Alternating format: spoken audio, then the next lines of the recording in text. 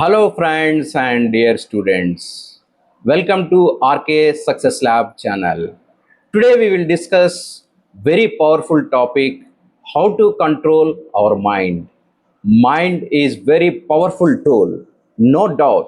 అది ఒక స్టూడెంట్కైనా, ఒక ఎంప్లాయీకైనా, ఒక ఎంటర్‌ప్రెన్యూర్‌కైనా ఎవరికైనా సరే మన మైండ్ని ఎలా కంట్రోల్ చేసుకుంటే అంత సక్సెస్ అనేది మన జీవితంలో ఉంటుంది. మైండ్ని మనం కంట్రోల్ చేసుకుంటే మన జీవితంలో చాలా అద్భుతమైన విజయాలు మనం సాధించగలం. సో మైండ్ ఎలా పనిచేస్తుంది, మైండ్ని ఎలా మనం కంట్రోల్ చేసుకోవాలనేది ఈరోజు వివరంగా ఈ వీడియోలో డిస్కస్ చేద్దాం. ఈ వీడియోను చివరి వరకు చూడండి. ఈ వీడియోను లైక్ చేయండి, కామెంట్ చేయండి, సబ్స్క్రైబ్ చేయండి. సో మైండ్ అనే దాన్ని మనము సింప్లిఫైగా MINDని ఎబ్రివేట్ చేయగలిసాం. ఈ మైండ్ తాలూకా బ్లూ ప్రింట్ని ఇప్పుడు మనం డీటెయిల్గా తెలుసుకుందాం.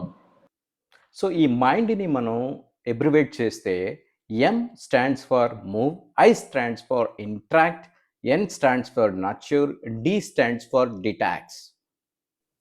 ఈ మైండ్ ఫ్రేమ్వర్క్ని ఎన్నో స్కూల్లో ప్రజెంట్ చేయడం జరిగినది. ఎన్నో వేలాది విద్యార్థులు లబ్ధి పొందారు.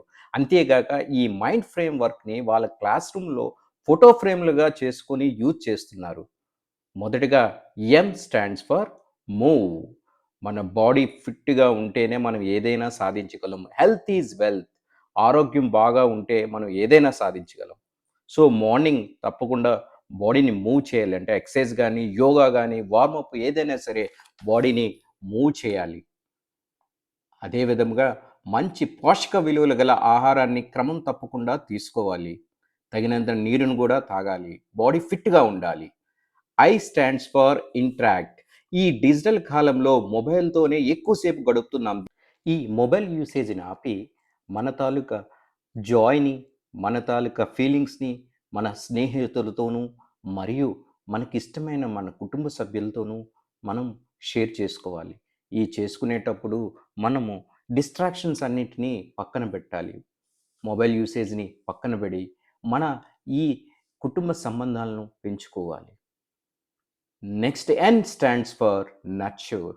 మన మైండ్ని ఎప్పుడు పాజిటివ్ థాట్స్తో, మంచి అలవాట్లతోని నింపుకోవాలి. అవేమనగా మన మైండ్ని ఎప్పుడు కొత్త యాక్టివిటీస్కి పెంపొందించాలి. అవి పెయింటింగ్ కానీ, స్పోర్ట్స్ కానీ, అదేవిధంగా విద్యార్థులకు ఎక్స్ట్రా కరికులం యాక్టివిటీస్ గల డ్యాన్స్ కానీ, సింగింగ్ కానీ ఈ అలవాట్లను మనం నేర్పించాలి. లాస్ట్గా చివరిగా D స్టాండ్స్ ఫర్ డిటాక్స్. ఈ బ్యాడ్ హ్యాబిట్స్ నుంచి ఏ విధంగా మనం దూరంగా ఉండాలి. ఈ బ్యాడ్ హ్యాబిట్స్ ముఖ్యంగా alcohol, cigarette, drugs and mobile addiction వీటి నుంచి మనం ఎలా బయటపడాలనేది ఒక 6 టిప్స్ ద్వారా మీకు నేను తెలియబరుస్తాను. The first one, establish tech free zone. మన డైనింగ్ ఏరియా దగ్గర, బెడ్రూమ్ దగ్గర మనం ఈ మొబైల్ని అండ్ ఈ గాడ్జెట్స్ని దూరంగా ఉంచాలి. Second, set up specific screen limit. Mobile యూసేజ్ని మనం రిస్ట్రిక్ట్ చేయాలి. Third one, digital detox day. వారంలో ఒక్కరోజైనా ఈ మొబైలు అండ్ టీవీకి దూరంగా ఉండాలి. Fourth one, mindful of social media usage. యూట్యూబ్లో, ఫేస్బుక్లో, ట్విట్టర్లో ఏం చూడాలి, ఏం చూడకూడదండి రిస్ట్రిక్ట్ చేసుకోవాలి.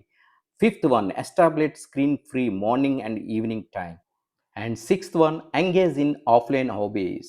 Fill your time with music, dance and paint in extracurricular activities.